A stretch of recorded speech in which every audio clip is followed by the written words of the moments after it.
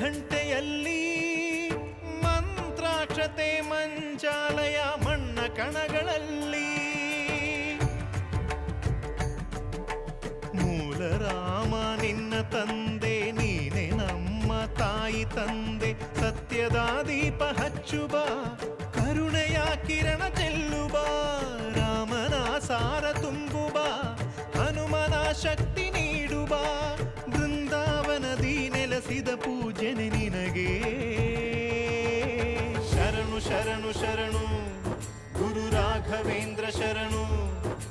ಶರಣು ಶರಣು ಶರಣು ಗುರು